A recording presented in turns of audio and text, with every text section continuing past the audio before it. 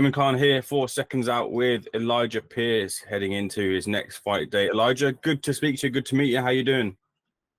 Doing well, sir. Pleasure to meet you. Well, good to hear. Good to hear indeed. Before we get into all the boxing talk, I understand that you've got a animated children's book that you've got out there. Talk to me about that. oh yeah, it's called The Hunt Continues. Written by Jabrenna Brown, co-produced by myself. Yeah, it was just kind of a joint venture that I was asked to be a part of, and I've always had a want to do more philanthropic work. So I felt like that was a good starting point for me to inspire and help these kids at the end of the day. That's what it's all about. Giving back to the community, is an important feature for me. So that's something I'm looking to do more in the future as I continue to progress in my career. When you say you've always been looking to do philanthropic work, why has that been in you? Why is that something that you wanted to do? Because not many fighters, sometimes fighters miss out that side of giving back. I just think just because of one, just how I was raised, and then on top of that, so shout out to my parents, and then really just seeing how society kind of is to an extent. I feel like there's a lot of self-absorbedness, like it's a lot of selfish intent, and I just kind of want to get back to, showing love to everybody, letting people know that, there's different ways to go about it than obviously just focusing on oneself in order to achieve something. You know what I mean? Like we can always kind of, it's better to be together, or so together, spread togetherness, spread love. You know what I'm saying? Like I just feel like that was just always something that was stuck out to me. That's interesting because boxing is such a individual sport. It's such a self-absorbed sport. You can't really care about anyone else. You have to care about yourself. So how do you split the two things? I mean, really, for me, it's just like I said, family unity is like a value that I'll pretty much, like I said, my grandmother was a big part of that foundation. She always stressed family importance, family unity. So growing up, that was how me and my brothers, me and my cousins, we were all raised that way. So, that's just one of those qualities that I took with me into adulthood. And I just kind of transcend that into just, in all ways, in just life in general. Like those who are a part of my boxing career, I consider them my wolf pack, and it's just so me wanting to spread that love and light to those who support me as well. That's a part of that. I'm part of that too. So it all kind of coincides together, and it just me wanting to, like I said, show love to everybody. All those who show love to me, and even those who don't. I feel like that's one of the most pivotal ways we can change society is love. You know what I'm saying? Like you only gonna get war, and you only gonna get malice with with more hate. So when it comes to the next fight with San Martin, what do you like to do with your preparations? Are you someone who scouts your opponent out a lot, or do you watch a lot of tape of them, or you just do what you do best in the ring? This time I did. I did a little bit more than I usually do, because when I fought Villanueva last fight, I didn't really do any homework or research. I mean, I may have watched them maybe 2 or 3 times. And that was about it. And I just kind of let my training staff, do their job. But I don't know. It just it was there was some things that I didn't know, and I guess I don't like going into fights not knowing. I didn't really understand dude's pedigree. So with this fight, I just wanted to make sure I covered all my bases and I knew what I was, running into. So, I mean, I know I'm more than prepared physically and everything and skillfully, all those things. But, sometimes it's just having that little mental edge, what that can really determine how far apart you are from somebody. Boxing is a mental sport to me. We had him over here on these shores not too far in the past against Shabazz Masood, and for a lot of people, they thought Shabazz might have dropped a loss there to San Martin. Was that one of the fights that you scouted? Yes, yeah, I watched that fight, and it was close. But and honestly, looking at that fight, it made me a lot more confident as well, just because I know the capabilities that I have. Honestly, I feel like I would have stopped both of them.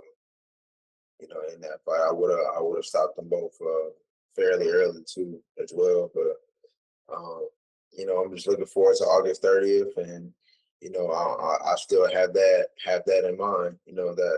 That's the goal. Get the victory by knockout, and but regardless, just getting the victory. Period. And I think what's really the main difference for me in this fight is that I'm no longer really I'm no longer really focusing on trying to stop opponents and stuff like that. Like, and it's just kind of a growing pain or whatever. Like with Villanueva, I was intent on stopping him. I said I was going to stop him in the first round. Obviously, that didn't happen. I ended up stopping him in the fourth. But after going through a little adversity, so with this fight, I'm kind of changing my perspective, and I'm just really looking to have fun more than anything. I'm just want to enjoy myself, enjoy the moment. I'm getting closer and closer to a world title, about a fight or two away. So, I just want to actually showcase my skills and just revel in the moment. That's really my main focus for this fight. Who would you like to fight for a world title? I mean, really, I don't have anybody particular that I would really care to fight, but obviously MJ, I think he's probably the one I would end up facing for the vacant world title. Once Inoue goes up, I mean, obviously, I would love to fight Inoue. I mean, I would love to, beat the champ, but at the same time, like I said, it's looking like he's getting ready to go up soon. So once he goes up, then I will hope to get MJ for the vacant WBA title. There aren't too many fighters that say that they'd love to fight anyway. Maybe they say it and then really kind of the direction is something different. But Fulton was one of those who took on the challenge. There was a couple of fighters in the UK have said the same sort of thing. But why do you feel that you in the ring with anyway there'd be a different outcome? What brings you that confidence from wanting to make that challenge? Well, I've watched them. I've studied them. I've seen some definitely some things I could exploit. And on top of that, just my pedigree as a fighter. A lot of people, they may not know who I am, or they might not believe in what I say or whatever, and then that's fine. At the end of the day, every champion has to come from somewhere. So end of the day, I have to solidify my stake as a champion. However I have to do that. So if I have to go through him or go through anybody else, I'm not afraid to do so. I've had to overcome challenges my whole hard, difficult challenges my whole career. I was never gifted anything in this sport. I took every opportunity that I have to to be here. So even fighting anyway, it would be just another fight to me. He's a great opponent. Don't get me wrong.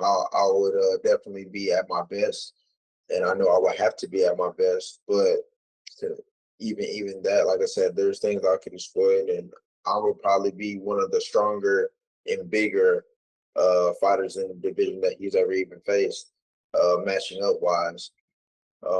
Obviously, I have a knockout record pretty close to his. I think his knockout percentage is like 91 or 88, I believe. Mine is like 85 or something. So, I mean, we're not too far off, to be honest. And then another thing that kind of sets me apart, I fought earlier in my career, I fought at higher weights because I didn't really have the knowledge of cutting weight and stuff like that. I didn't know the landscape of boxing was on that trajectory.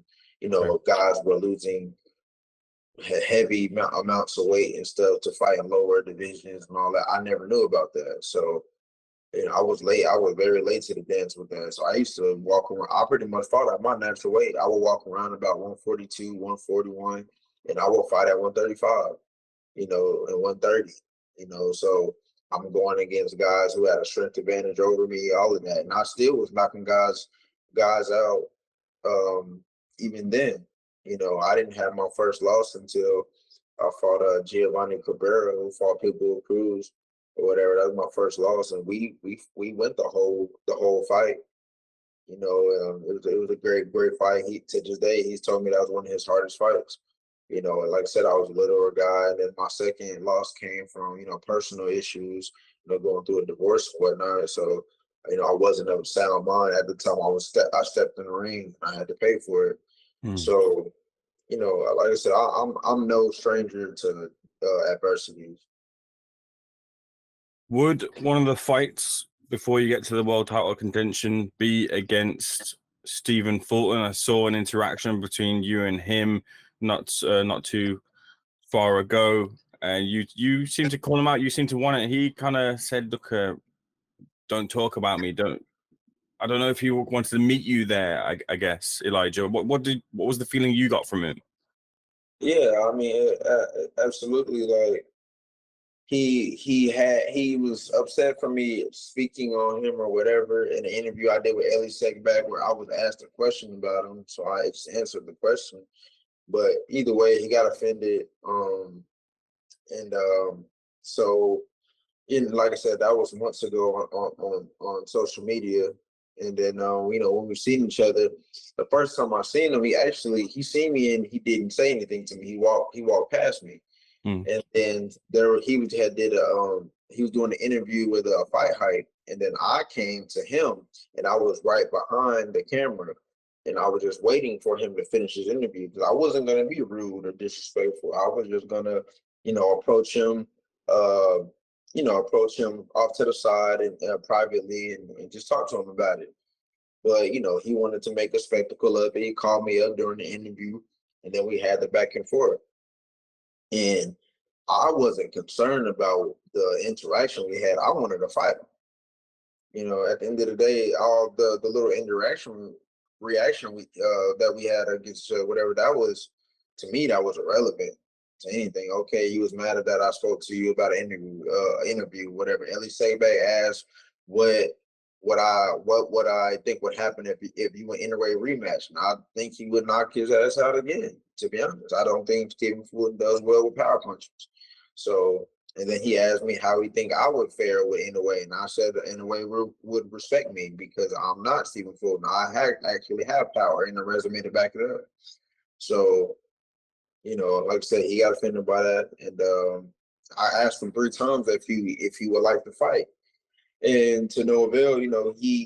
He kind of just dismissed it. He didn't even answer the question. He just kind of kept trying to act as if he's too big to fight me or whatever, or he's too known or whatever, or he's too big of a challenge for me, which was crazy to me considering your last fight, you literally got knocked the hell out pretty embarrassingly. You didn't even probably win around against a smaller guy.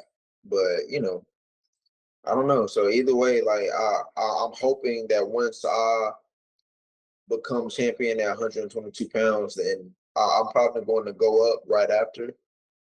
So once I do that, I would like for him to be my first fight at 126 pounds.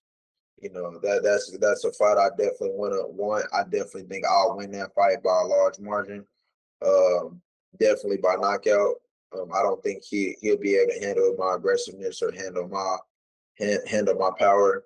And yeah, like I said, I just don't like guys who are disrespectful in regards to me when they don't even know me or try to even be an adult about the situation.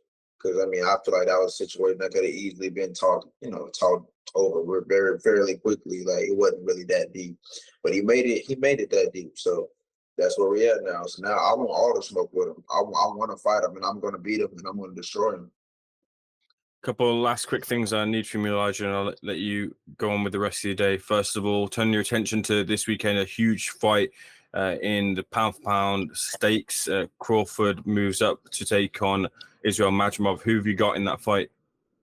Oh, definitely Crawford. Crawford for sure.